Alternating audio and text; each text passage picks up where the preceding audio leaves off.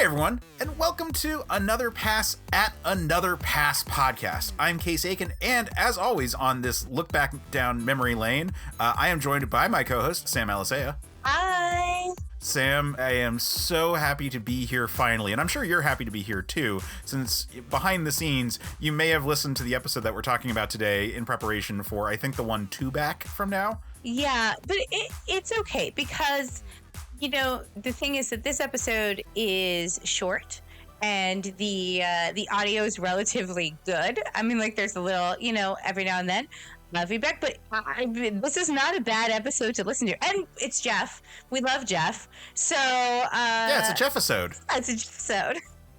Oh, we should actually say what the movie is since I pivoted. Oh, yeah. Sorry, people. Yeah, so today we're looking back at one of the earliest episodes of Another Pass. We were looking at the 10th episode, which was on Tron Legacy. Yeah. Yeah, I was pretty happy with this episode. I mean, you know, I think this is the type of movie I love tackling the most on this show, where I really like it, but at the same time, it is objectively bad. Yeah, I also think that this one, I think with this episode, we're getting closer to the format that we currently have. Like, we're not quite there yet. It's still a little more free-formed. It's not quite as structured as Another Pass has become, but definitely, like, Geoff and you have done a few of these by now, and so you're kind of like, okay, let's talk about some stuff, and now let's talk about things that we want to build together to, like, fix the thing.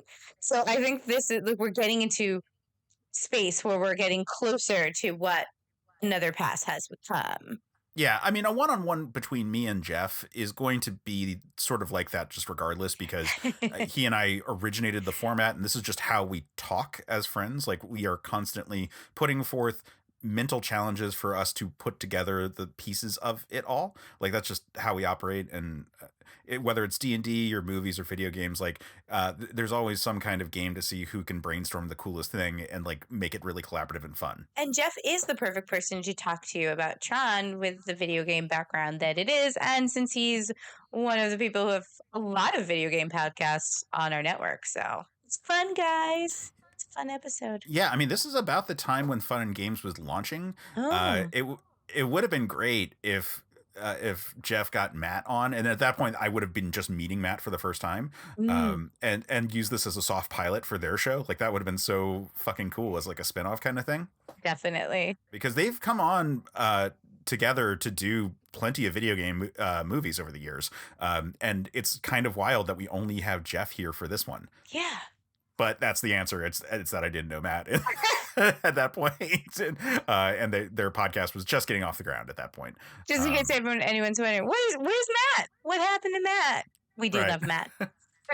So as you were saying, this is overall it's a quick episode. I think it's about 35 minutes. So obviously it'll be longer with our conversation, but like that, just by its very nature, it's going to be a pretty tight episode overall.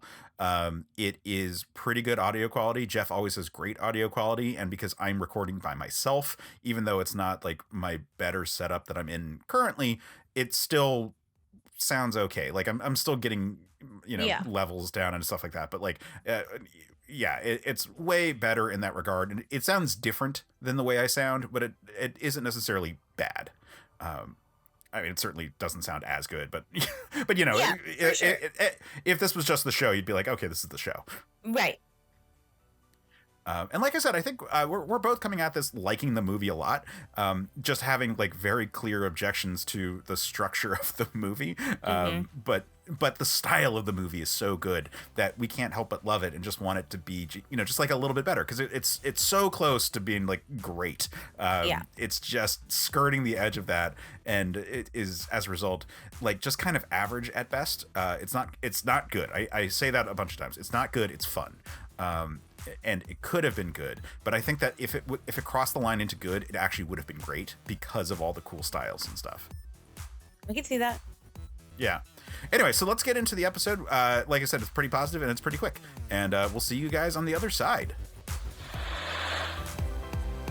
Welcome to Certain Point of View's Another Pass podcast. Be sure to subscribe, rate, and review on iTunes. Just go to certainpov.com. Thanks for tuning in to another Pass podcast. I'm Case Aiken, and today I'm joined by Geoff Moonen. Hello, everybody. It's great to be back. So today we're going to be talking about Tron Legacy. Yeah. Yeah. Like, this is a movie that I'm looking forward to talking about, mainly because it's one that I really like it. Like, I liked it a lot when I saw it in theaters, but especially going over it more recently, it's not a good movie. It's a fun movie, but it's not a good movie. And it's actually a movie that has a lot of really interesting ideas. And it could actually be a very artistic movie, I feel. But again, there's certain things holding it back and certain big holes that it never quite surmounted. Yeah. I mean, you know, like hell, let's talk about the soundtrack for a second. Like, talk about a thing that has escaped the cultural legacy of the movie. Like, that music by Daft Punk is amazing. Yes, it is. I think it's one of the things that if it weren't for that soundtrack, we really wouldn't be talking about this movie at all. No, not really at all. Well, because again, it's Tron Legacy. I actually have not watched the original Tron since I was a kid. And I intentionally did not watch the original getting ready the first time I watched it, getting ready for rewatching it to prepare for this podcast. I wanted Tron Legacy to be its own thing in my head. But I know that the original Tron, much like Tron Legacy, its aesthetics, its presentation, its technology is very much a part of its lifeblood, part of its DNA, what it is. And so to have something like Daft Punk, which was, you know, Neotron before they made this Neotron movie, have it be that same piece of its DNA is essential. Like, if they didn't put that there, people would probably go, why the hell didn't they get Daft Punk? Pretty much, yeah. So it's, yes, step one. I don't think we need to change any of that. No, oh no. The music's amazing. Like, I wish more movies used that exact score. It's just so good. Yeah, and well, and it's very funny because not only is Daft Punk's music very suitable for the setting, for the film, for everything else, Daft Punk's own aesthetics are known, notable, and very present throughout the film, while still matching up with Tron. Oh yeah, this is one of the few movies where they can just show up in their like in-character personas and fit perfectly. Like, there's no question. It's like, oh yeah, that makes sense. Yeah, if you'd never heard Daft Punk or seen Daft Punk before the film, there'd be no obvious, oh, that's clearly some weird cameo. No, those are just the DJs in that club. And for everybody else, it's like, well, it's Daft Punk, and they fit in perfectly. Fantastic. It's the best choice in this movie. Yes. You know, that's easily the strongest point. Next strongest point, I'd say the aesthetics. Like, I think the look of it's great. It's funny, going back, I mean, I did sort of review the original Tron and wanted to sort of like compare some of those points. There's some stuff about this movie that could have learned a lesson from the previous one, but the raw look of it all is really cool. I think it gets a little boring after a while. Like, there's too much of this like samey black with like neon color outline or like details, which I would have liked something to break it up a little bit more. But still, it's really striking when you first see it. And the only real problem I have with it is that you spend, you know, a 2-hour movie in that world, and I would have liked like a little more variation. Yeah, it definitely feels as though you spend several hours running around the insides of a G4 era Apple Macintosh. And yeah, it looked like Vectrix graphics. Yeah, a little bit. And I feel there was one point where I realized it got a little more monochromatic with stark contrast from, you know, good guy, bad guy colors.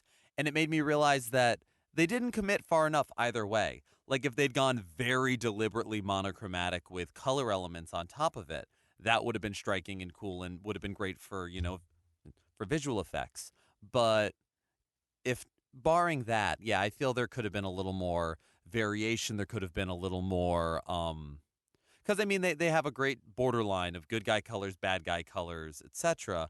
But there's no beyond that. And if we're creating the idea of a digital world beyond the analog, you need to have more signs of life. Yeah, there's some stuff that I kind of wish that they doubled down on, which they weirdly didn't. Like some of the uses of color, especially for like humans in the world of it. Yes. But let's move on to other things that we either liked or didn't before we get into our pitches. Casting, I thought was actually pretty good. There's no one who I really thought was like miscast in this movie. The worst I would say is they were given not really deep roles. Like both Sam and Cora's characters are both like kind of one note the entire time, and Yeah, that is absolutely one of my largest complaints about the film. That they do this amazing job of setting up Sam in the first 20 minutes, and then he could have been anybody. sort of. I've got some notes about that. I but- mean, or at least they treated him better in those 20 minutes than they did in any other part of the film. Let's at least I can at least stand very firmly with that. oh yeah, that's 100% true. But you're right. Neither one of them they weren't given anything. There was nothing to it. Honestly, one of the things that really gets me about the film is, and again, I did not rewatch the original Tron, so it may be retreading old ground or anything, but there's a distinct, it's actually a very good philosophy piece on ideas of transhumanism as well as notions of free market and ownership. One of the reasons I feel that Sam was treated very well in the first 20 minutes and then ultimately left to be generic white protagonist is there's this wonderful idea brought up in terms of information belonging to whom and who and what and whom is beholden to who. And to then enter into a digital world where there can be evolution or the notions of playing God. The idea that whenever humans try to control the means of production, of growth, of something on their own level, we inevitably forget details of the code. The idea of Kevin creating Clue before he realized that you can't control or create the perfect system, the idea of perfection. All of these they almost made an outline and hit like the first bullet points for each of these ideas and then called it a day. And there's a lot more you can explore with it. And you don't even need to spend a lot of time explaining it or doing long diatribes or dialogues about it. But they cherry picked a little too much. You still can have a great deal of action. You can still have a great deal of war, of fighting, of nods back to the games without necessarily letting it be just action.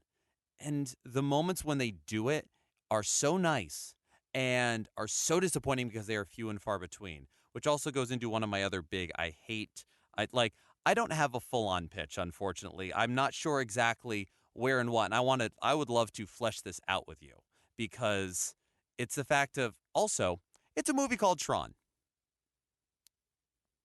Where is the guy? That's a valid point. I mean, I think that's why they called it Tron Legacy. Being like, this is the legacy of Tron. No, this is the legacy of Flynn. Right, yeah. And the notion of, well, one of the big things that I would repitch and redo is when Sam first enters the world, I would not have him immediately captured. One of the ways to explore this idea of notion, of control, of ownership, of everything else is to have him experience the world a little more and not just immediately games, 10 minutes of like seeing programs, seeing people, having that fish out of water moment before he's caught by the authorities.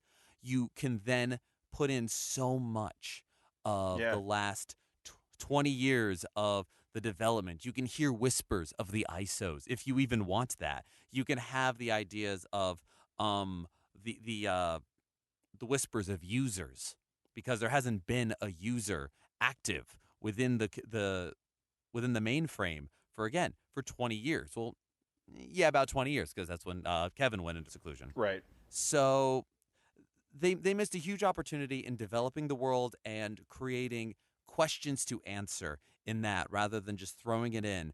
And because you can then build up either the legend of Tron or the terror of Rinzler.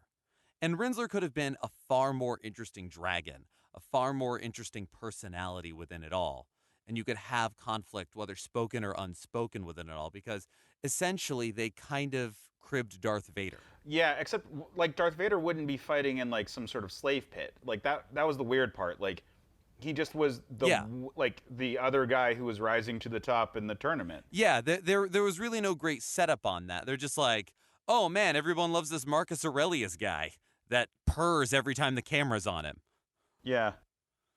And again, I know why he does and everything else, but there's and making that sort of payoff, like it's all very nice ideas that don't go far Yeah, enough. I think this movie spent too much time thinking about potential sequels that it Yes. didn't really spend enough time in this movie, and that's why two of my big problems are these like very like baity kind of elements that happen once at the beginning and one later on. Absolutely. If you make it a self-contained statement, even one that doesn't necessarily answer its own questions, but at least brings characters to their own conclusions, differing characters, to different conclusions on these different ideas, that could be wonderful and great, and even still be Disney friendly. Yeah, yeah. Which you do have to keep in mind with this. Well, it's a pretty violent movie considering how many people like get like ripped apart. They're just or rather programs, like they're constructs. They're de-resed. Right. Yeah, so long as there's not blood, it's not violence, No. is it? Which is actually an interesting thing to wonder about in a film like this.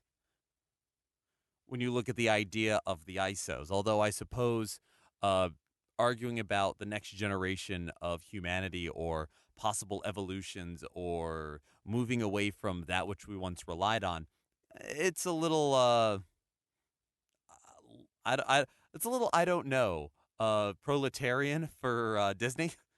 Not sure. I just, like you said, I wish they would have gone deeper. Yes, and I think that's why the both of us, even before we started recording, when we were talking about this, we agreed that it's an enjoyable movie, it's a good movie, but it's not a well-made movie. Yeah, I walked away from it initially saying it's a good movie. I liked it. I see why people wouldn't. The more I look at it, the more I'm like, no, you know what? I don't actually think it is a good movie. I think it's a fun movie, and that I really had a great time with it. But good, I think, is a little bit of a stretch.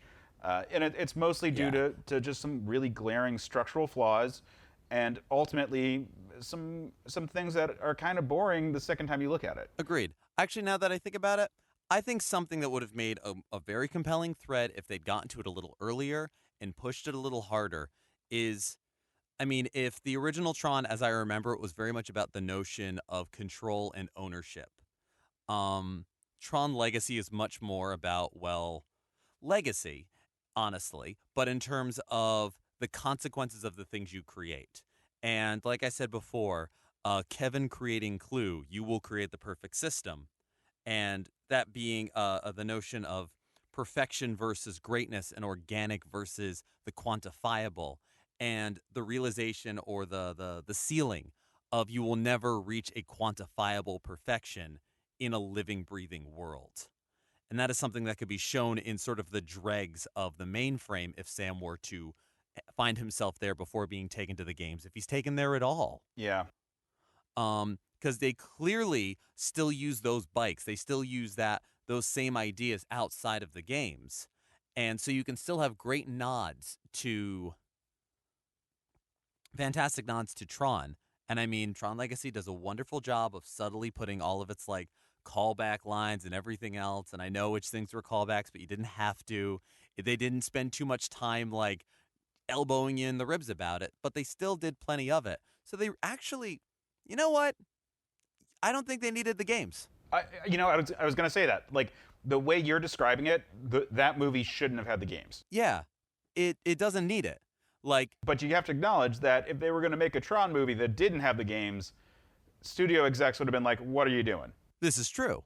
But it's something worth arguing for. And you can have elements and pieces of the games. You can show the legacy of the games, whether it's fighting with the discs, whether it's the bikes and the wake that they do in like if when Sam gets captured and brought before Clue, instead of it just being I'm here, I'm captured, Rinsler, you're my dad. No, you're not. It being a notion of He ends up in the mainframe. He's hearing all these whispers. He sees all these things. He has no idea what's going on. He's in a computer. What the hell? And then whether the authorities use those bikes, they use that wake. That's how they trap people. That's how they de-res dregs. That's how they do any of that. It's still elements of the games, and it was still dangerous in the games. But now it is outside of the arena, and it has that still element of danger, and it shows when these things grow outside of their original parameters, which programs to our mind to by nature, by design, have parameters, but in Tron they can grow outside of them. Yeah, so here's my thing. The first Tron movie is this big fantasy world, and it's like beat for beat like a classic fantasy movie where you go into this other world that has different rules, and it's like, isn't that like dragons? They're not real. In this, it's like video games. They're not serious, but it has a couple beats that kind of make it different from just any other movie. Namely, that Kevin Flynn made those games and influenced this reality, and that they are a thing that he plays with in his real world. So there's all these like stakes involved, both in that it's something he created, it's a tool he uses to try to do things, and it's an element that he is embracing in his like personal, like in his real world, like the espionage like subplot that's going on in the real world. So in this movie, they have none of that. It's much more of it's even more of a generic fantasy. Like Sam is the protagonist of this movie, whereas Yes.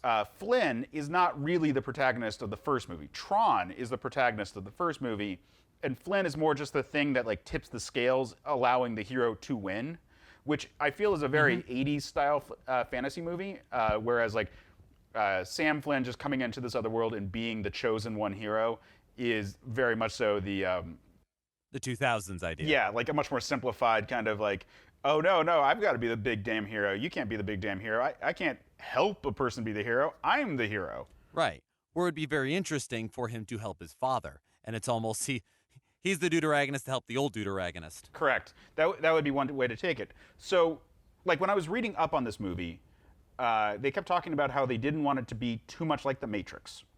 And I think that this Right. movie came out at like exactly the wrong time for this movie to come out, because it was right before the smartphone revolution. Like smartphones had become a thing. They were becoming popular. They were becoming big. Yes. But the production cycle on this movie had been underway leading into it being made as smartphones were quietly dominating the world. So computing totally changed between the movie being written and the movie being released. Yeah, and really all they were able to reference in it was that one little bit about Wi-Fi. Right. All of these were things that were coming out, but it just wasn't there yet. Like the movie was just the last hurrah of like the 90s into mid 2000s model of computing that truly died once the iPhone and Android and everything became the thing. It was the last of the hackers era, really. Right. Yeah. Right down to Sam Flynn being a hacker. Exactly. It also has this weird element of he's just this rebel, and the lesson he learns is like, I shouldn't be a rebel. I should work within the system at the end. And I think that's sort of also like not quite the right lesson, or at least not the right setup for him. Agreed. So I kind of feel that, all right, they wanted to have the system, like the Tron world, be cut off from the modern world. They didn't want it to look like modern video games. They didn't want it to look like a world influenced by the internet. They wanted like the original Tron universe, but grown in isolation. And so here's my thought. What if, so Kevin Flynn's gone missing. I probably wouldn't make it quite so long a time, but sure, Kevin Flynn has gone missing. It keeps it in real time is the thing. Well, but I'm saying like I'm saying we still set it in the modern day in real time, but like... But he disappeared in like 95. Right, yeah. Maybe, yeah, not quite as big of a jump. He, at that point, was head of income. His son is left to be this like rich kid on the biggest shareholder or whatever. But instead of him being like this rebel who goes around trying to like fight for the common man, instead, what if he's like Bruce Wayne without the reality of Batman. Like without the redemption of Batman. It's just Bruce Wayne being like this playboy. And let's say he's like an esports champion, because he has no ties to video games in this movie. Like, he barely has ties to computers, really. Like, he's a hacker, but like that doesn't play a part in the movie later. So really, he should just be like if he was like his dad, just really good at video games, but it's modern video games. Yeah. And then I would have him actually sitting on the board. I would have him sitting in Cillian Murphy's seat. And either he's the one who like lets it out, but he's like sitting there being like, no, it's cool. I figured it out. It's fine. It'll be fine. Or it's no big deal. An accident. And here's my thought about that one. Okay. The world of the system, like Flynn just builds a separate computer and sets it off like behind his arcade as his way of like preserving this system separately from the rest of Incom. Okay. Yeah. One, how would he really do that considering the computers he had at his disposal? And two, I feel like it can be better than that. So my thought is, what if it was his pet project? He did try to hide it from everyone, but it was like inside a virtual machine inside the actual Incom servers. So it's like an emulator that at first people who like went into his files just thought it was an emulator of his old arcade game, but it's actually an emulator of the original Tron system. It truly is what's within Flynn's arcade. Right. The system in this movie is not the original system from the original movie. It's still a new one. Right. So what if the system being maintained was just a preserved emulation, or preserved by emulation, world of the Tron world from the first movie? And it's been sitting there inside this virtual machine, cut off from everything because it's existing inside a virtual machine. So they can't access the internet. They can't do all these things. And what if people are trying to break out? The same way in the first movie, Flynn is trying to use the metaphor of video games to break in. Yeah. If in this movie, things are trying to get out. And what if in doing so, that leaks data onto the internet about the new OS update?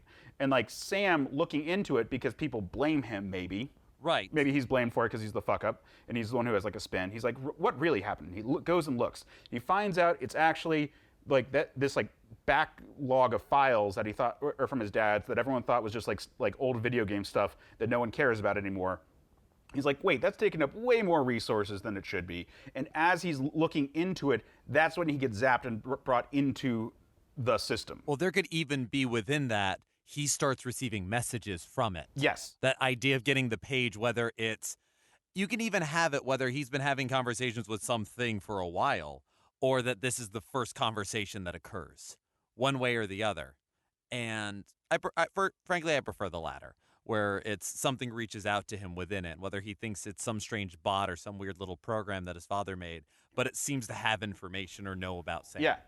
Or it sounds like his dad, and that would be clue right there. Exactly. It would still be clue sending out the page, as it were.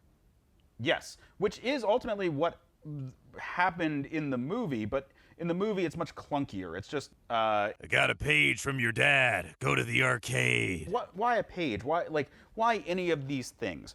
Now, so let's say he's this esports champion, so he really likes video games, but it's modern style video games. And then he goes into this world of older school video games. Like, the thing they set up, but they don't really follow through on, is the ramifications of a world that was predicated on this master computer controlling everything and punishing people with video games. What if it had truly descended into this anarchy and Clue became this dictator, but he really did lead up the people? It wasn't through power or anything. And like the games have become this even greater dystopian control mechanism. Like way more of a crazy bread and circus games kind of thing. Where it's now like almost their purpose for life because they're not connected to the internet. No one's using them. Like they're not being used as computers, which was the idea. Like it was programs as metaphors. Like people were like a metaphorical interpretation of programs in the original. Correct. And then users came in and were some other thing entirely, and they haven't seen a user in 20 years. Or in the case of what we're talking about, maybe 10 or 15. Right. And so what we find is that this kind of like reckless, but apathetic individual who just wants to have a good time is now stuck in this world and forced to see how the damage that being apathetic could cost people. Like to not take responsibility. That his dad sitting back and being stuck and like not being able to influence it because he doesn't think it's right. He sees that his dad has a flawed view because now this world has become so much worse. Yes. Like maybe his dad has now realized all the flaws, the same way he does in the movie, but that he didn't act soon enough. Like he freed everyone, but didn't give them a system to exist in, like a political system. Didn't give them the structure that they needed to actually thrive, and didn't give them a purpose because now they're cut off from the rest of the world. Yes. And then the actual threat of Clue getting free isn't getting just into the real world, which is kind of stupid. You're like, what is that actually going to do? But what if it's just Clue getting out into the internet? True. And then what if maybe if you want to tease another movie, that the leak of the OS before puts it out there that maybe Clue might be self-replicating in other machines. True. And that's the stinger for the end. No, absolutely. I think the real threat of Clue getting out one way or the other is the fact that it's established that Clue is a limited construction who sees himself as a complete and multifaceted being. He has singular purpose and singular drive, which is powerful and is effective, but is ultimately self-destroying and self-defeating, which is also as easily demonstrated in the dystopian anarchy that you have pitched and that we're discussing right now. And that's one facet that I would not want to get away from, one way or the other. And I think that would be a great thing to explore with Sam being part of the board of directors or being very much in Cillian Murphy's seat in terms of thinking that you can create perfection or like getting that high score, getting that sort of thing, and realizing the limitations of setting perfection by your own standards. No singular being, no singular vision creates perfection, which is one of the cool things about the ISOs that they just could not connect with. The idea that no human vision can see where the new ideas come from or what they will be, what they can become. Right. And even if you had ISOs as a very, not like a suddenly the, digital Jews showed up. It would be like the ISOs were something that was sparking up within this petri dish of, you put it very well, a bread and circus. Like especially if the ISOs were the things that were in the games, like they could just as easily all be still alive and be exclusively being tortured and destroyed for the entertainment of the larger system. Like that's the only thing keeping it together. Yeah, and that is that everyone gets to look at these other creatures being destroyed. And that was the last straw for Flynn in both cases, both in going into seclusion and when Sam comes in to pull him out. Yeah. The fact that apathy gets you nowhere, and that we are not the arbiters and creators, but we are the custodians of change and the shepherds. Yeah. And the idea of the system getting out, and whether that's Clue self-replicating or whether that's something reaching out one way or the other, that to embrace those changes, and it shakes apathy for both Flynns. Yeah. And then throw in some stuff with like video games where you can like reference older school video games versus more modern ones. Of course. We've identified that the fantasy world that they're set in is a little too undeveloped. Yeah. I would love it if Clue was this red figure that everything that he controlled was red, but everyone else had much more colors to them. Like right now, it's very much there's blue and there's red and that's it. Yes. There's a few greens, there's a few other colors like hidden in there, but it's not very consistent. And I would love the idea of like a more like a multifaceted world that Clue is constantly just like a virus reaching out to. Yes, and because they kept the color scheme very much from the original Tron, but that also furthers the idea that there's been no change. There's been change, but there's really been no change in the last 20 years. Right. Having that multifaceted thing, that simple design choice gives a great tell to just how far off the rails this has all gone. Yeah. It would have been nice if they reflected on that, how like Flynn thought he overthrew a dictatorship and just created a new one. Yeah. By mistake. Well, it's also that idea of, you know what? Especially for computer programmers and for coders, the idea that you can't perfectly code something from the get-go. You could even know what you're supposed to do, how it's all supposed to function. You're still going to have to patch things. You're still going to have to edit things. The idea that Windows 95 ran for so long and went on for so long, and it had so many patches, so many switches, so many changes, and so many programs that worked on that platform had coding and specific procedures put into them so that they would work specifically with all of the strange ways that the platform had evolved and the programs had evolved with it. That when you try to put these things onto newer systems, it's why they don't work. Yeah. That's especially true with Windows XP later on. Like, yeah. That ran for so long because there was like an aborted Windows version that was supposed to come out like 3 years after it, but didn't. And so it was like 5 years before Vista. And by that point, like way too many people were hanging on to XP. Yeah. And everything worked for XP. And so that's already there in the world of computing, in the world of gaming. And it's right there. It's ripe for the picking. And it's very easily understood. You don't need to explain much. You just need to show it. Yeah. Showing that in all of the strange and myriad ways that this supposedly perfect world, this mainframe, this emulated machine has fallen apart despite all the best laid plans and yet stays contained. And the ramifications of seemingly great ideas and the fact that you can't hold them in forever. Yeah, I mean, this movie is so much style over substance. I would just like a little more substance to back it up. Like, it can still be a generic fantasy movie, but like, think about the implications of what has happened in this movie and from the previous one.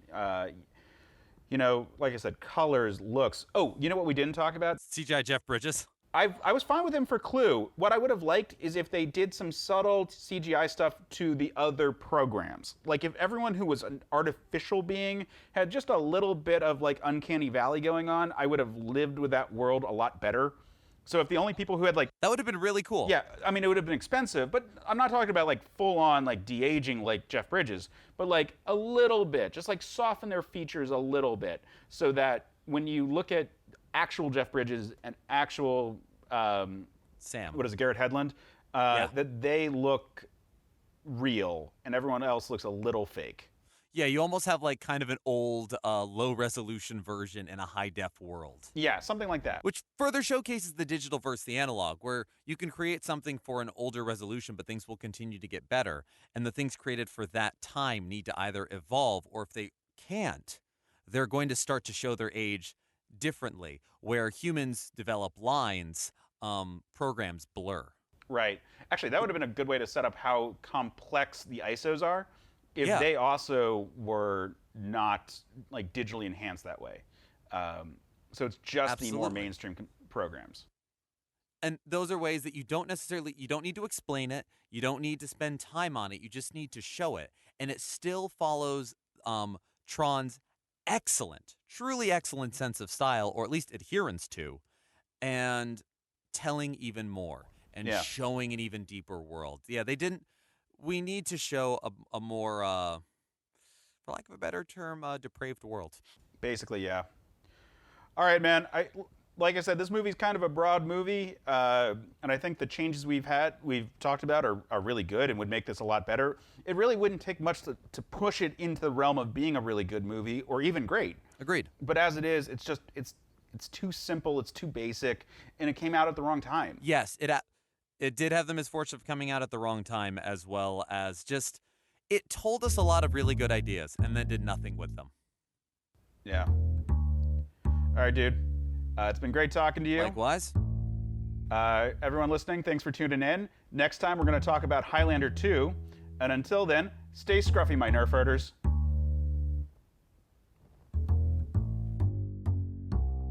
Thanks for listening to Certain Point of View's Another Pass podcast. Don't miss an episode. Just subscribe and review the show on iTunes. Just go to certainpov.com.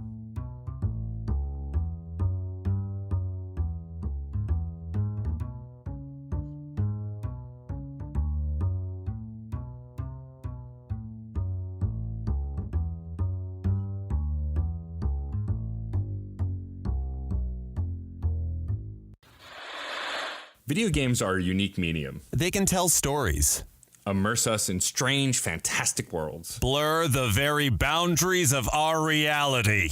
But at the end of the day, video games are fun, whatever fun is to you. I'm Geoff Moonen, And I am Matt, aka Stormageddon. and on Fun and Games, we talk about the history, trends, and community of video games. It's a celebration of all the games we play and all the fun we find within them. And there's so many more games out there, so we hope you'll share in that conversation with us. Fun and Games podcast with Matt and Jeff.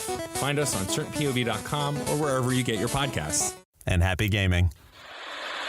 And we're back. All right, so Sam, we've got two areas that we kind of are going to want to talk about, which is your thoughts on the movie and your thoughts on the episode. Which do you want to tackle first? I'm gonna talk about the movie first. Okay, So, I will say that I did see this movie in the theaters, and I did feel that there were times that it really lagged for me. Like, I thought it was pretty boring. I rewatched, and I still think that there's like definite structure and pacing issues in Mhm. this film. But overall, it really is pretty stylistic. I think some of the stuff looks a little more dated now just because we can do more, right?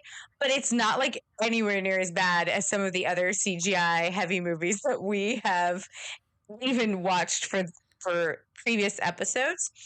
Totally. So, You know, yeah, like yeah. that, I think that's the strength of like a movie like this. It's the same thing that is going on with like Reboot, for example, it's funny that this is coming out right Yeah. on the tails of us doing the Reboot episode. But like you can lean into the CGI-ness by virtue of it being literally set in a CGI environment. Like Right. that's why I say in the episode that like Clue looking off as a Jeff Bridges impersonation is fine. I almost wish Mhm. that more of it looked like a little off, just to like make the whole world kind of feel just like a little off. Yeah. In that way that like CGI like faces kind of look. And then have like the human characters just be human, and have the ISOs also be human because they're supposed to be like effectively that. They're complex analogous creatures as opposed to the very like digital finite entities that exist inside the grid. Yeah. So it's the kind of movie that can get away with having worse CGI and have it just look like it's on purpose. Yeah. But the look overall is still, I mean, this was put out 2010. It still looks pretty cool. Like even now, I'm going to give points for that. I think like in terms of just like the aesthetics, it's a really fun thing to look at. The movie itself is, I think the episode, we can touch on the episode. Jeff and you pinpoint a lot of the issues, and I agree with pretty much 100% of them. Like there is, like I was actually telling you before we started recording that I feel like I don't really have a lot to add because I feel like there's so many ways that they could have gone with the storyline. And I specifically love the fact that you said that you wished that he had been more involved with computers. Like, it's not just like, oh my God, my dad, blah, blah, but like, it just, Sam is not quite a full character. He's just kind of a vehicle to kind of like bring you to the world. Like there's nothing, a lot of the characters in this film are not fleshed out, and especially the main characters. And that is a big problem, I think, because it makes everyone less interesting. It makes the movie less interesting. Like you're in a 2D world, but like your characters still need to be 3D. And I think that's like a big issue that this film has. Like on the surface level, like just like plugging in, like just like, yes, and now they're going to save the day, and we're going to go to a bar, and there's going to be a cool guy with a cane that's going to be lit up. Of course, we're going to go meet like a Lando-esque character here. Like, it's, there's just like beats that we're very, very used to. And I think you actually pointed that out. It was like a very, God, what'd you say? It was like a simple fairy tale or fantasy structure, right? Like, Yeah, it's very much like simplistic. Yeah, and especially with the like the problem with Sam is that he is just there to be an audience surrogate. Like he's Mm-hmm. cool enough that you can envision yourself being like, I could be that cool. But there's nothing like really distinct about the way he's cool. Unlike Mm-hmm. Flynn in the first movie, where he like was a really good video game programmer and very good at video games because he made the video games that they use in the world of Tron. Like there's nothing like that. Like his hacking skills that he has at the beginning of the movie never play a part in the actual movie that Yeah, that happens, which is insane. Like you would that seems like the most basic skill. he just kind of finds a portal. He just like moves something and walks into a door. Like instead of like logging in any way or virtually like kind of finding himself in it, like yeah, it's really really, and there's never a moment like when he is on the grid where he has to like get to a computer, open a door, like there's not even like he could have at least been a little more R2D2, right? Like just plug in, type something in. Yeah. But there's never really, he doesn't use those skills. Like, so we're told he has them, but we're not shown that he has those skills. Like it's not surprising when he first gets there that he doesn't know how to use it. But like once he meets his dad, you would think he should figure out how to like maybe take someone's disk and then reprogram them and do all the cool stuff that like Jeff Bridges is able to do with like the power of the world. And maybe even be better at it because he's a hacker from the modern times as opposed to like Jeff Bridge is like, 20 years out of date at that point, kind of like level of like computer literacy. Admittedly, like the grid is a like a time capsule that has evolved in separate directions from the way technology has worked in this setting, but still it would be nice, like or like I say in the episode, or have him be an esports champion or literally anything that is tied into the world that they're in, so that it helps explain like why he's particularly good in this environment, which again just seems like table stakes. Like it's amazing that this movie doesn't go there. So you said you saw this in theaters. I also saw this in theaters. I saw it with friend of the show and one of my best friends, Maddie Ryan Limerick. Maddie. So yeah. Amazing. A movie with that looks so much like a Power Rangers movie, and the two of us went to go see it together. That is shocking. Absolutely shocking. What? You? Him? No. But okay, so I'm a video game nerd, especially when I was like younger. Like I'm more of a retro game kind of person. But I always keep my ear to the ground in terms of video game and tech news, and I'm just like generally like a tech nerd as well. And I was a big fan of the original Tron for reasons that should be pretty obvious. Like it seems like it was a movie kind of made for me specifically. And I was really excited to see it. What was your association with the Tron franchise before seeing this in theaters? So. This is going to be a shock to no one. My mom really liked Tron. So I did enjoy the first movie. It was a little dry for me as a kid, to be honest with you. Like I wasn't quite as as excited about it as I was some of like the other movies my mom introduced me to. I mean, but like, I think there's like a thing about like destruction of like, cause I was more enthused about like, King Kongs and Godzillas and things like that, especially as a kid, where, the idea of liberating a computer system, I don't know, it just was not as interesting to me. But my parents, like my mom has always been a big, science fiction nerd, big monster nerd, things like that. So all of her choices kind of informed me as a child. And so when they had it was like, oh, we're gonna do this, we're gonna do a Tron movie. I was like, I wasn't like a huge fan of the original, but I liked it. I do see it. And I remember that the trailer looked cool. Like I remember it looked cool. And so like, and it looked sleek. It looked modern. It looked cool. And it was just like, yeah, like let's go see that. That would be fun. That makes so much sense. Thought. Yeah, this movie is so stylish. Like the marketing for it was so easy because everything looked just awesome. Yeah, and sounded awesome. Like they had the Daft Punk score to work with. I love Daft Punk too. Like I I definitely still like them now, but I was very into them back then. And they were the perfect, which you guys said in the episode, so I didn't feel like I needed to bring it up, but they were the perfect choice. Yes, yeah, everything in terms of like the look and sound of this movie, including and like both the casting choices and also the going with Daft Punk to do your score, and to do this big, very like symphonic score that they do, as opposed to it being like entirely electronic. Like they know where to be more modern and to be more classic in the various ways. It's really good, and it has lived on well past this movie in a way that nothing else from this movie has. I referenced this in the episode, and it continues to be true. Like I will randomly catch numbers in various like commercials and things like that, and then I swear to God, Taylor Swift is obsessed with this album because in 1989 there's like multiple tracks that have like synth riffs that like sound like coming directly from this album. Yeah, if it's not her, it's Jack Antonoff for sure. Because I think you're right. I think absolutely you're right that there are there might, I mean, we'd have to look it up, and I don't want to say there is, but like according to us, we believe that there may have been sampling or inspiration from it.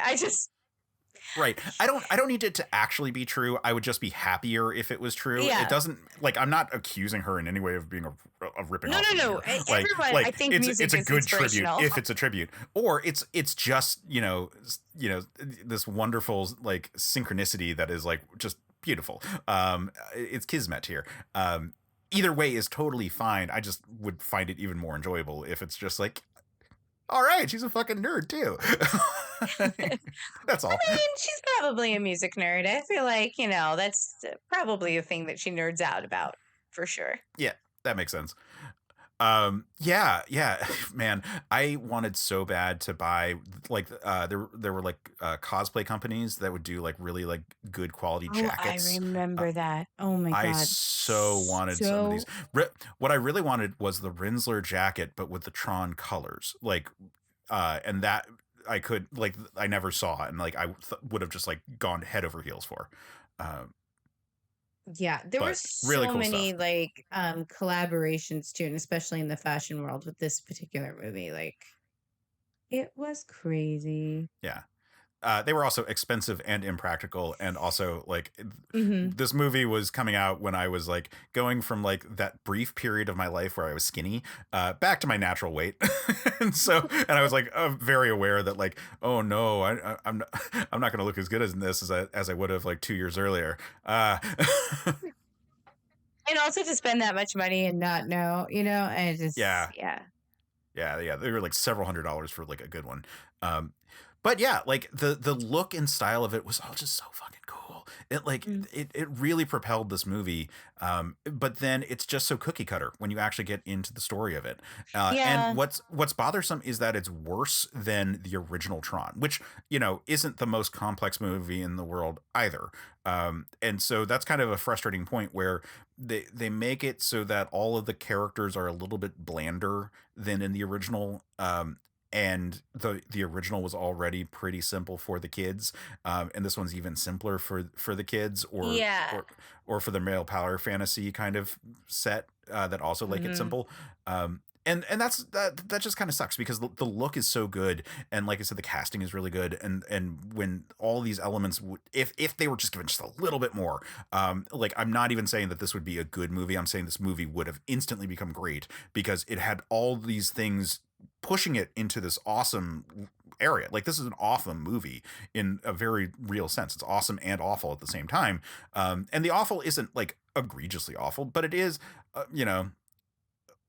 like I said, very basic, and there is some like power fantasy stuff and male wish fulfillment kind of stuff going on here that isn't that complex and is like like Cora is a character that like I don't love. Like I see notes where it's like she's based on Joan of Arc, and I'm like I don't fucking get that. In what the haircut supposedly. I feel like I think with this movie, because the marketing, the wrapping, the idea of a legacy, right? Because I think no matter what, like even if it's been years since the original, the fact that you're creating a sequel always leaves people with a little bit of like extra anticipation because it's like, oh, what are they gonna do? How are they gonna tie it together? And then to get the product that was given, which was very beautiful but lacking a lot of substance, I think that that ultimately kind of marred a lot of theater goers' experiences because I think there is something to hyping things up in your own head before Mhm. you go to see a film, right? And I think like, like looking back even on like stuff like the prequel movies for Star Wars and things like that, like a lot of the backlash to those films and even to this film is that there were a lot of expectations going into this film, right? Like I remember people being like, "Oh, that looks cool. Oh my god, it's coming back." Like I remember friends of mine like making sure to like if they hadn't watched the original, going to watch the original or doing a rewatch. Um and like it just it just fell flat, like so fell flat of their own imagination because it wasn't Yeah. like it fell flat of like the original Tron. It's more like it fell flat of like what they had dreamed up this movie was going to be. Yeah, I mean, there was a lot of people who had like put ideas into what a Tron sequel would look like, and then it actually like the promotional artwork is so cool that it looked like it's like, oh, it's even better than what we imagined. So I recently just bought Tron 2.0, which was a game that came out when I was in college for PC, which is like a Tron update kind of thing. And I remember being Mhm. so excited about like, oh yeah, they're doing Tron update stuff and they're making it look cool. And then Tron Legacy is cooler looking. Like it's like the style is so good. And you're Right. like, oh, they're really gonna pull this off. Like because that fantasy of like being sucked into a video game, which is the same fantasy as being sucked into a novel or into just a fantasy world like it's Right. the Chronicles of Narnia. Narnia. Yeah, exactly. Yeah. But also, you know what it's really similar to is Captain N and the Game Masters, which was a cartoon that ran when we were kids about Yeah. someone being sucked into Nintendo and like living adventures where he has the NES Zapper and he's friends with Mega Man and Kid Icarus. Uh, It's a great show. I loved that. right, like that, like video games were so inherently fresh and cool when the original Tron came out that it, like, of course, people are going to conceive of like being sucked inside of it. Like it's literal narrative that are already built into it. Like even games like Missile Command have like a narrative to it because it is about defending the city that you're at, which is supposed to be based on the home city of the designer of the game, from a missile Yeah. attack from Russia. Like there's stories and everything, and so like the idea that you could insert yourself into it is super there. That's why RPGs exist. Like Yeah. that, like look at Mass Effect. Like what it's doing a lot of similar things here, including trapping you inside of it and making your choices matter and stuff like that. Like, uh, Yeah. so the idea of Tron being this like fantasy setting is exactly what you would imagine people would go to, um, and then the sequel is just so goddamn basic.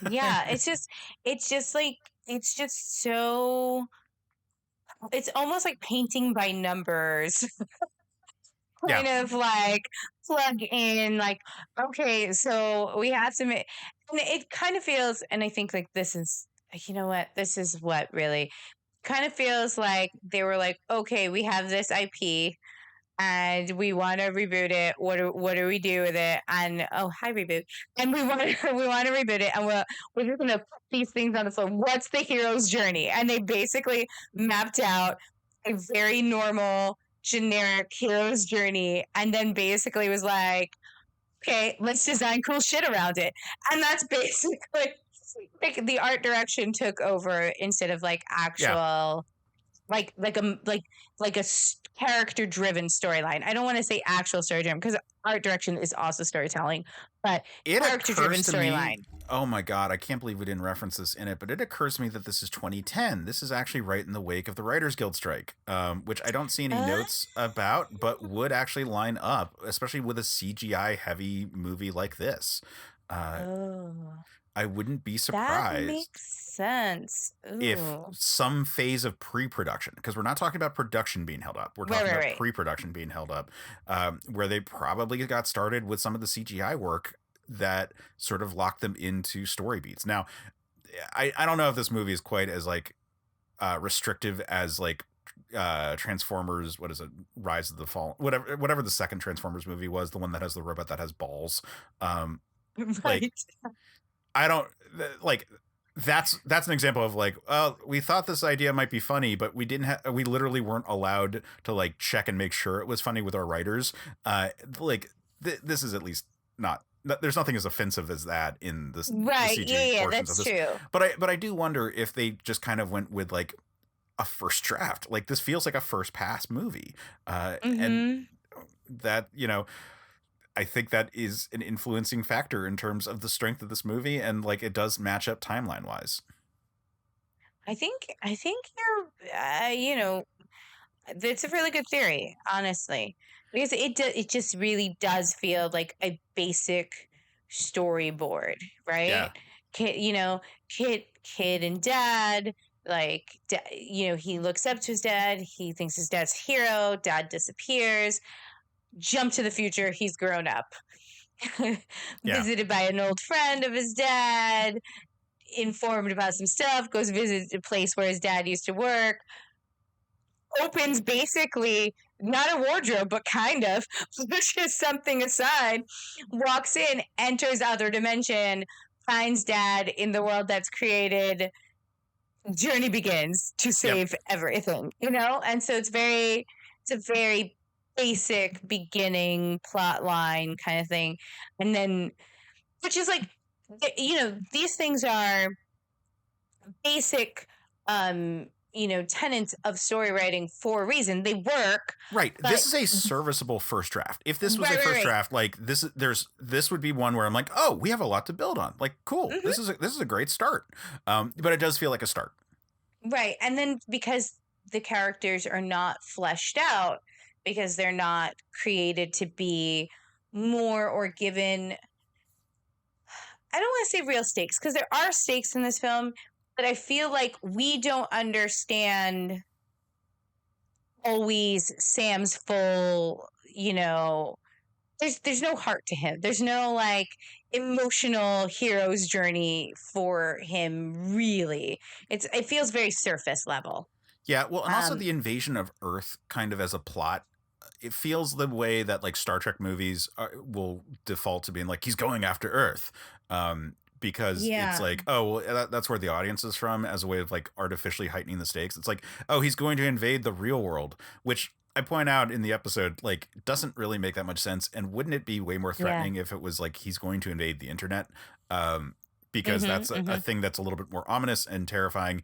And like, he has a chance of actually succeeding. Like, what is he gonna do when he comes into the real world? Like he has no idea what our capabilities are. He has no idea if his machines will work. He has no idea if any, like, how anything is going to function, and let alone be able like to go back for reinforcements or anything like that. Yeah. Like the plan makes no goddamn sense. And like I said, he doesn't have scouts to understand like what he's going into. Yeah. It's a And terrible it's so plan. funny because the internet would have been much better, because the truth is, around this time, people are still wary of the internet. Like, it's been around, people are on it, but people are still. Well, people have always been wary of the internet, like they're just in different ways. And so this is a good segue into the last thing that I wanted to talk about from the episode, which is my statement that the movie came out at the exact worst time for it to come out, based on the trends and technology shifting. Because when it came out, we were already starting to fully understand. And I say we, not like the early adopters, but like the general public had started to understand the potential power of the smartphone. App culture had started to really rise. The iPhone was huge at this point. Androids were out. Like we were rapidly seeing like the development of smartphones to be a computing device for people on the go, and tablet computing had started to come out, because at this point the original iPad was out. And so the shift towards more mobile, lightweight computing had really blown up at this point. But this movie doesn't seem to understand that. And the reason it doesn't understand that is that it was most likely written by someone who's not super tech savvy, but more importantly, written like 3 years earlier when Yeah. the general public wasn't quite in that like state of mind. And so even if you were kind of tech savvy, you wouldn't write a thing in there being like, well, yeah, they're smart device or whatever, because you wouldn't just assume people would be immediately on board with it.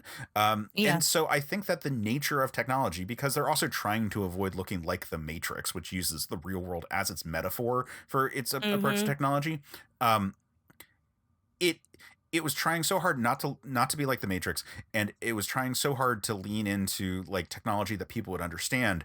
But the general public became way more aware of the changing landscape of computing by the time this movie actually came out. And if it had just come out 3 years later, it wouldn't have made those mistakes because it would have we would have gotten there. Or if it had come out Yeah. like honestly 3 years earlier, it wouldn't have had those issues either because it would have been a little bit more like on the level of where people were at. Like Right. Blackberries were a Yeah, thing, but yeah. it wasn't quite as like overwhelming. Mm-hmm. Yeah, no, I agree with you on that, like front. And I think that's kind of a statement on how fast the technology evolved during that period, because Well, it was, and especially because of that pivot point. Like Yeah. you know, I'm a Droid guy. Like I have a Samsung Fold for the record. But like I'm not going to deny the fact that when the iPhone came out, it changed the way the general public understood smartphones. Because Yeah. previously their conceptions were, oh, it's like those Blackberries or the things like Blackberries that my dad has for work.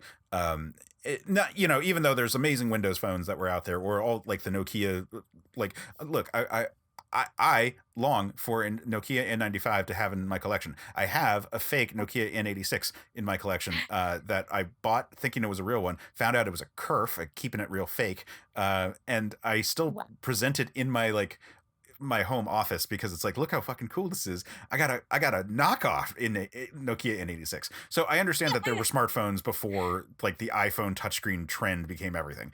right. Like Yeah. just for my own pedigree on that one. But I'm saying that like the general public wasn't. Like I wasn't aware of it at the time. And I think it also changed, like, because there were smartphones, and there were a lot of phones that at the time were not necessarily following the touch screen model. They what was it, the Kick, right? Sidekick, It was like Sidekick, yeah. Sidekick, right? And so basically it was just basically giving you the ability to have a giant keyboard, because texting was very, very big. And that was an incredibly popular phone, Yeah. you know, in terms of you know, the use of stuff. And that was a full-fledged smartphone, like that had an app Yeah. store. It had a perfectly fine web browser, email functionality.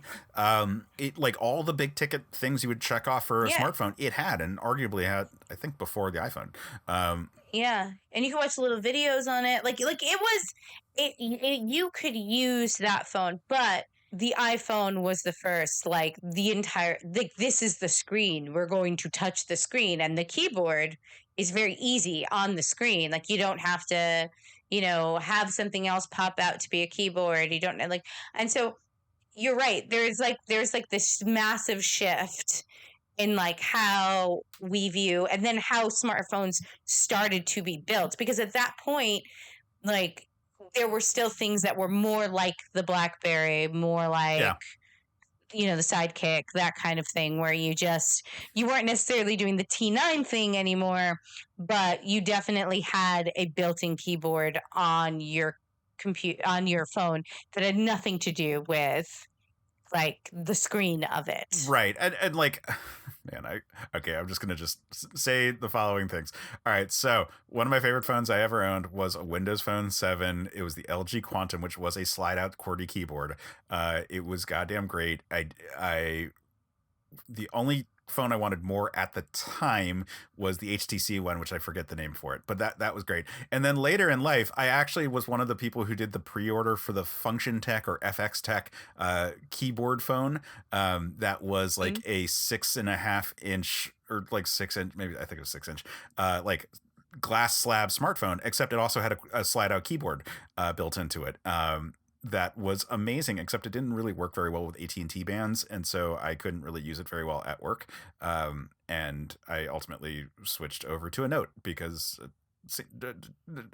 I like stylus is also. It wasn't working for you. But I just needed to like say like, man, I did love me some QWERTY keyboard phones. but the form factor is not actually the big deal. The form factor is just sort of like the part which is like really interesting from a design standpoint. And that it allowed for it to become adopted so much. It's really the fact that mobile computing had become so big. Like even computers had become way more mobile in those years. Like the MacBook Air had come out at this point, which was, you know, famously like, look, this computer fits inside of an envelope, as like their advertising for it. Netbooks had become really huge at this point, and Apple was trying to compete against them with the iPad. And tablet computing in general was widely talked about, as was e-readers were becoming really big at this point. Like the Kindle came out only like a couple of years before this. So the idea of always having like electronic devices on your person went from being sort of a thing that they would show off in like Superhuman Samurai Cyber Squad as like a convenience for like them, you know, presenting some sort of like contrivance for a kaiju fight inside the world of a computer. But by the time we get to when Tron Legacy comes out, like it is very much the reality of the world is that everyone is actively connected to the internet as they walk around in day-to-day life. And so the idea of being a malicious force that is a true AI existing inside the internet as a whole is way more terrifying. It's literally the plot of the most recent Mission Impossible movie. Like, Yeah.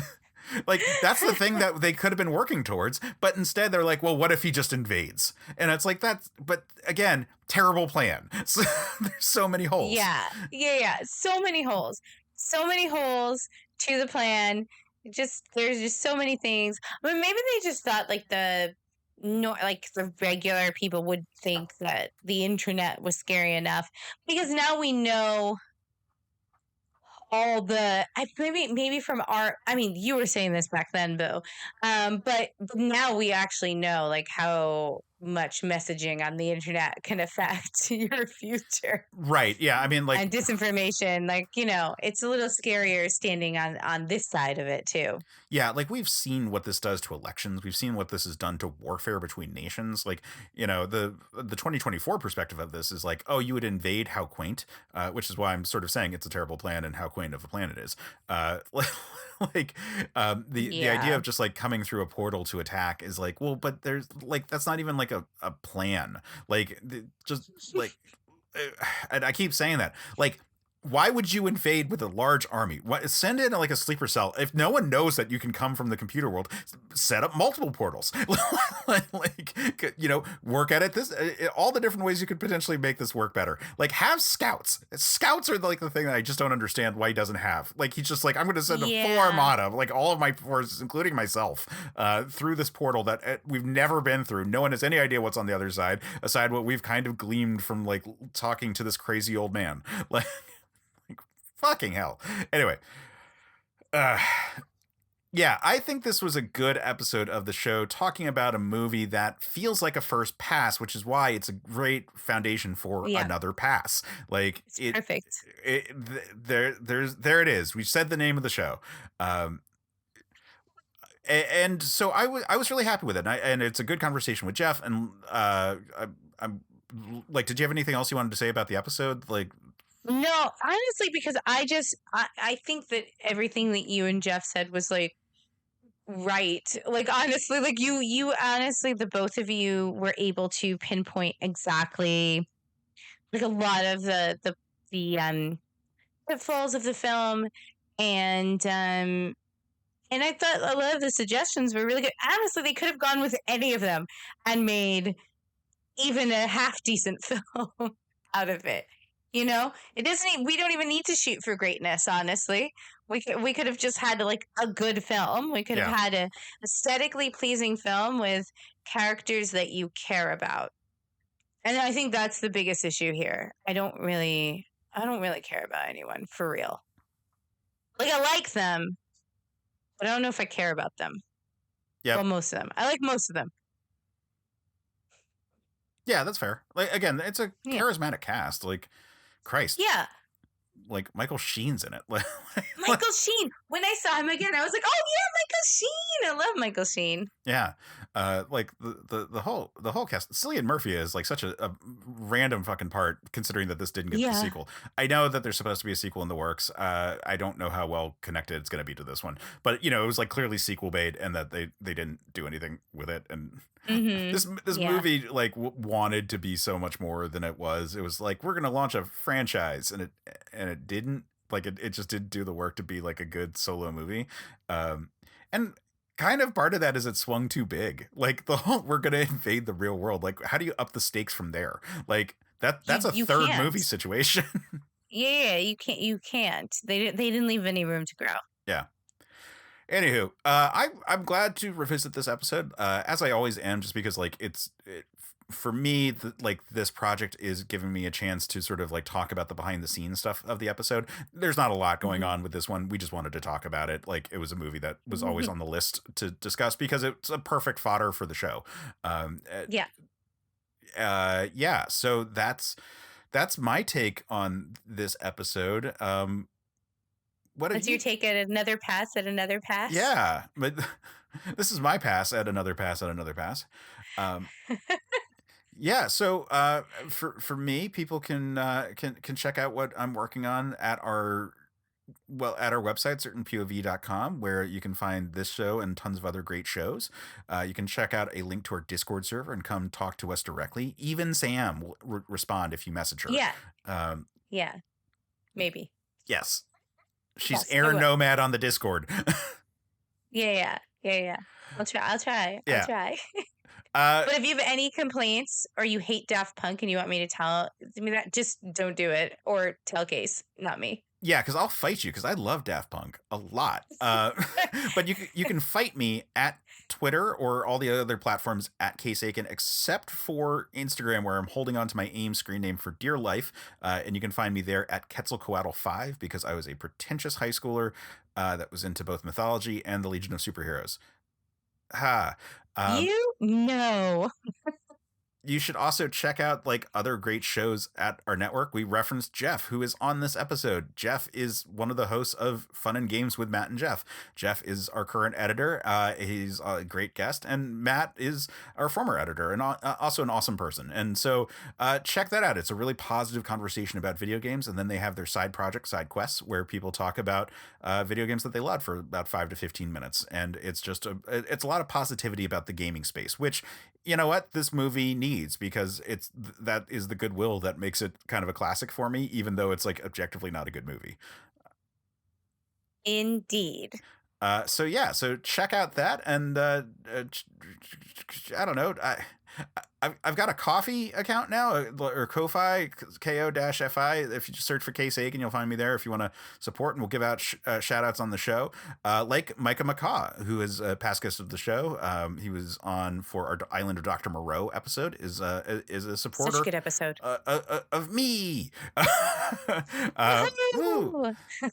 And you can be like that too. And at some point, Micah will tell me what episode he wants us to do just for funsies.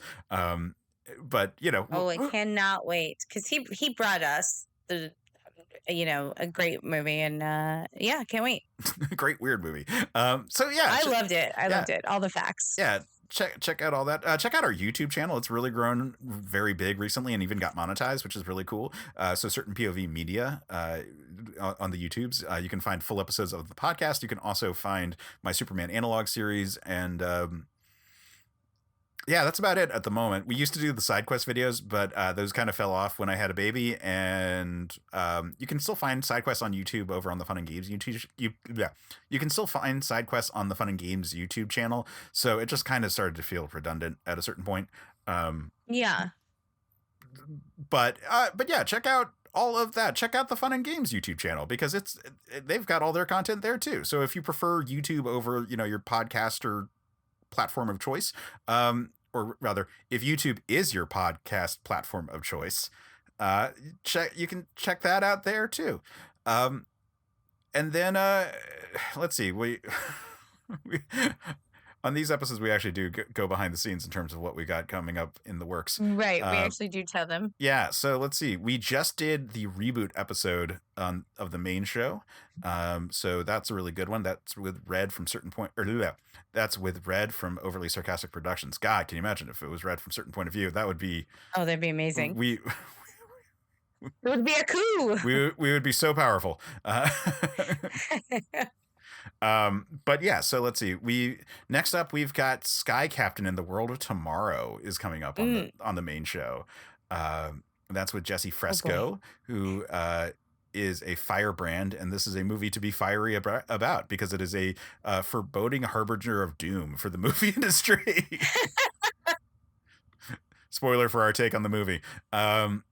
Yeah, so that's what you got there. And then in terms of the next app episode, let's see what is up for that. Next up, is Teenage Mutant Ninja Turtles 3, which we'll have Addie on for. And that's a really fun episode because we nailed the pitch within like the first like 20 minutes. And then we just riff on like other random ideas for like a Ninja Turtles movie for a while. But it's a really. Cannot wait to rewatch that movie because I love being a turtle. You know, go on. I have a thesis, which is that I cannot not have a good time watching a Ninja Turtles movie. Like I will always enjoy the time I had watching that movie, even if it's the worst Ninja Turtles movie. I still own that movie on VHS. I have it on DVD and own it on Amazon, so we are in good company. Anyway, so that's what you can look forward to for the next episode of the main show and of the app shows. And, until then, if you enjoyed this show, pass it on.